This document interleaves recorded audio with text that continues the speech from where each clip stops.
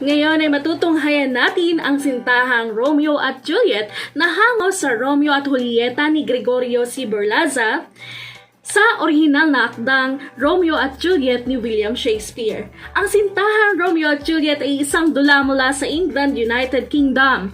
Ang England o Inglaterra ay isang kahariang bahagi ng United Kingdom at ang kabisera nito ay London.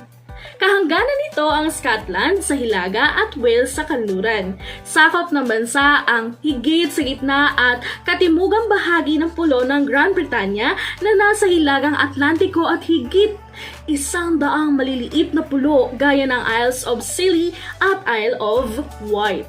Isa ang England sa mga unang Europeyong bansang nakapagkamit ng pambansang pagkakaisa.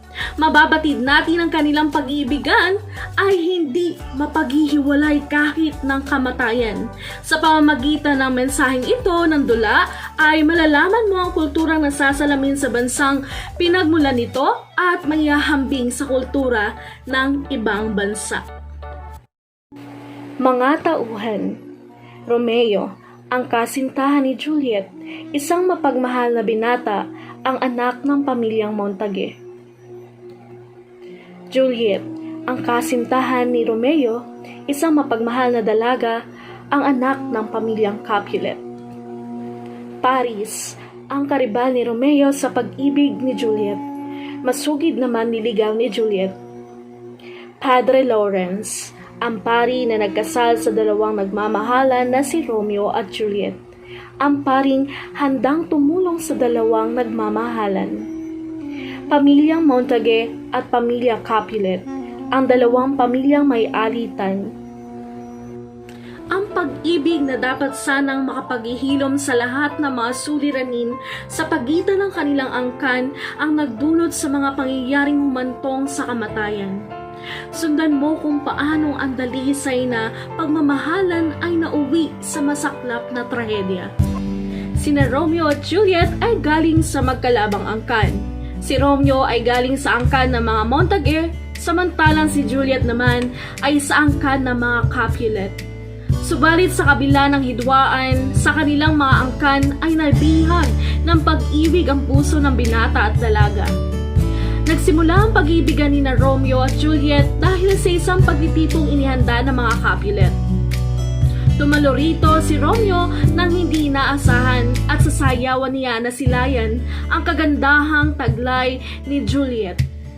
Simula noong nakita ni Romeo si Juliet ay umibig na ang binata sa kanya. Ganoon din ang naging tugon ng dalaga. Nakita ni Tybalt si Romeo sa pagtitipon at siya ay nagalit dito.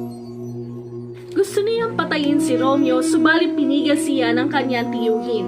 Doon lamang napagtanto ni Romeo na si Juliet ay isang Capulet.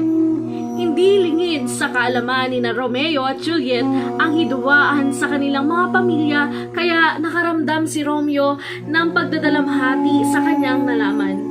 Nagpalitan ang dalawa ng kanilang pangungusap at hinalikan ni Romeo si Juliet.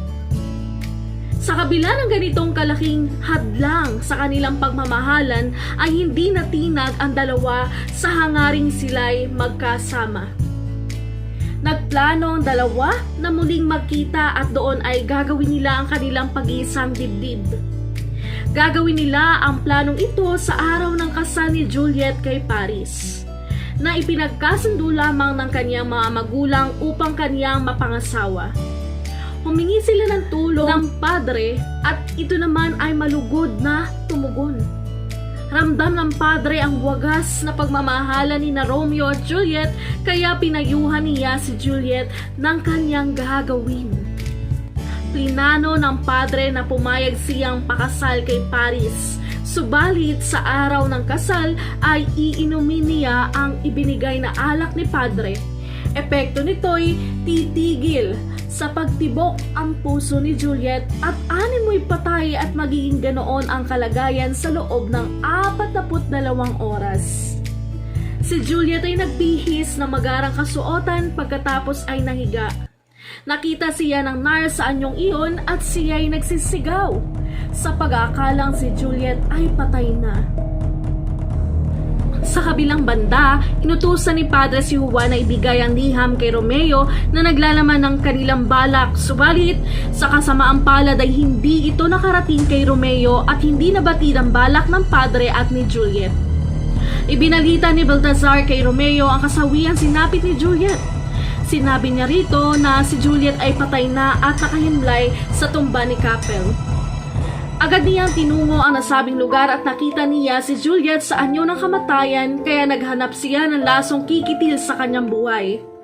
Bumili siya ng lason sa isang botikaryo, kahit pa na ito ay pinagbabawal, pinilit ni Romeo ang botikaryo na siya ay pagbilhan.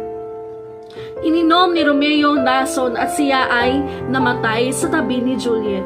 Nang magising si Juliet ay labis ang kanyang hinagpis na nadama nang makitang patay na ang kanyang pinakamamahal na Romeo, kaya kumuha siya ng punyal at sinaksak ang kanyang sarili. Tunay at wagas ang pag-iibigan ni na Romeo at Juliet. Hahamakin ang lahat kahit hanggang sa kamatayan. Naunawaan mo ba ang buod na iyong napanood? Kung oo, magpatuloy ka ngayon sa susunod na gawain. Isipin kay lagi kong iniisip, pati na rin sa aking panaginip.